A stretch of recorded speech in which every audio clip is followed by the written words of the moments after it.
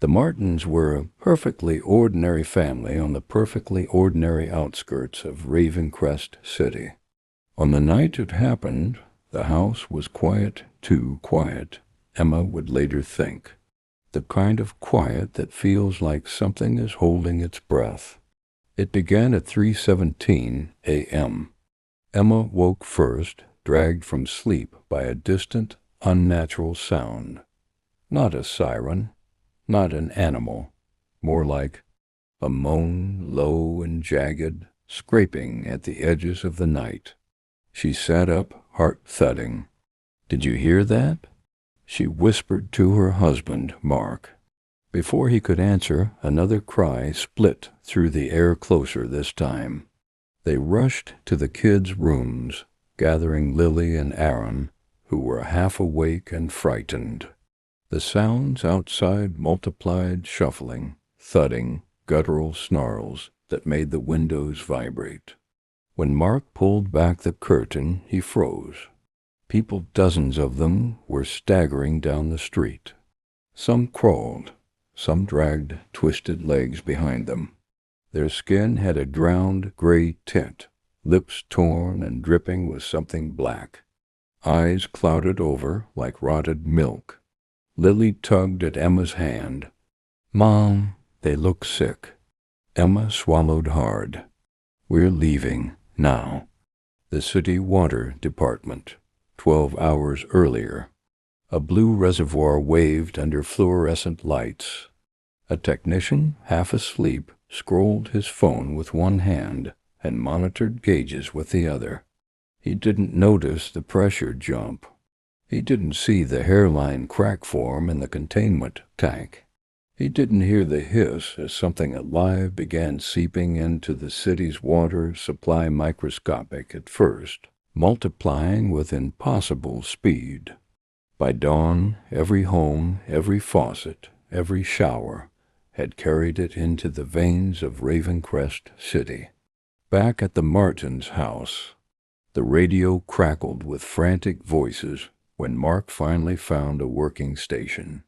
Repeating, "Stay inside, do not drink the water, do not go near anyone showing signs of—" A shriek sounded outside, followed by the thud of something heavy slamming into their front door. Aaron screamed. The family backed away as the door shuddered again, this time splitting at the hinges. A hand punched through the wood, fingers snapping backwards, but still clawing for entry. Mark grabbed the closest thing, a fireplace poker, and held it tight. "We run to the car. Emma, get the kids behind you. Don't look back." But when he opened the back door, he realized the nightmare wasn't limited to the street. Neighbors, ones who had drunk their tap water before bed, ones who had taken late-night showers, were already turning. They staggered through backyards like broken marionettes. Their mouths hung open, dripping the same black ichor, and all of them turned at the sound of the Martins' door creaking open. Every milky eye locked onto them. The escape. They ran. Feet pounded against the grass. Breath tore through lungs. Screams echoed behind them as bodies once human gave chase with unnatural speed.